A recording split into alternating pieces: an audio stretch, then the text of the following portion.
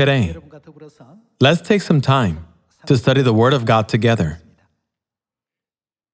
On earth, there isn't much difference between countries in the way one gains their citizenship. However, the manner in which one gains their heavenly citizenship is much different from that of our earthly one. The privileges and benefits that are associated with the heavenly citizenship cannot be treated as something insignificant. Ultimately, what will God grant us once we gain our heavenly citizenship and go there? There will be no more death, no more mourning, no more pain, nor sickness any longer.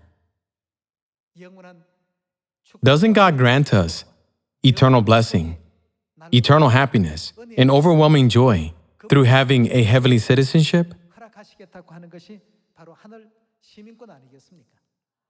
In Jeremiah 31, God clearly described what kind of people can be God's people who have the heavenly citizenship. They are those who have the new covenant in their hearts. The prophet Isaiah said that those who have the law of God in their heart are God's people. Let's confirm by going to the book of Isaiah. When you go to Isaiah chapter 51, verse 7, it says, "Hear me, you who know what is right. You people who have my law in your hearts, do not fear the reproach of men, or be terrified by their insults. For the moth will eat them up like a garment, the worm will devour them like wool. But my righteousness will last forever, my salvation through all generations." People who have the law of God in their hearts, here God says to them, do not be dismayed and terrified by people's insults and remarks. Don't you remember what kind of citizenship you have? The heavenly citizenship is far greater than any citizenship that a person could obtain among the people living on earth. Isn't this the reason that 2,000 years ago, Jesus came to earth to let us know about the heavenly citizenship through the Passover of the New Covenant? Let us look into this further by going to Luke chapter 22. When you go to Luke chapter 22, verse 7, it reads, "Then came the day of unleavened bread, on which the Passover lamb had to be sacrificed. Jesus sent Peter and John, saying, 'Go and make preparations for us to eat the Passover.'" Let's go down to verse 19. It says, "And he took bread, gave thanks and broke it, and gave it to them, saying, 'This is my body given for you. Do this in remembrance of me.' In the same way, after the supper, he took the cup, saying, 'The cup contained the Passover wine. This cup is the new covenant in my blood.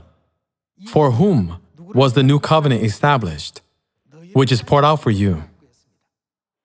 On a day we were expelled from heaven to this earth, we, sinners, lost all our rights as heavenly citizens. The same penalty is given to criminals on earth. However, through the ceremony in Luke chapter 22, verse 19, what did God allow the sinners who were expelled from heaven to receive once again?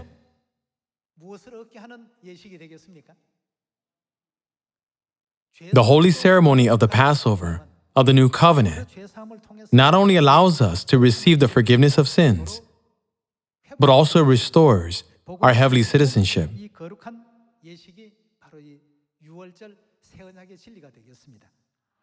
Thus, it says in verse 20, "In the same way, after the supper, he took the cup, saying, 'This cup is the new covenant in my blood, which is poured out for you.'"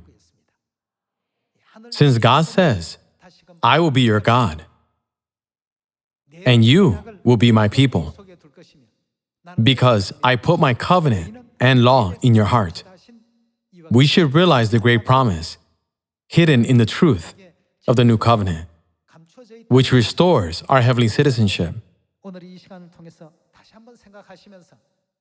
Let us remember God's grace of leading us to heaven by granting us the heavenly citizenship as the holy people of God.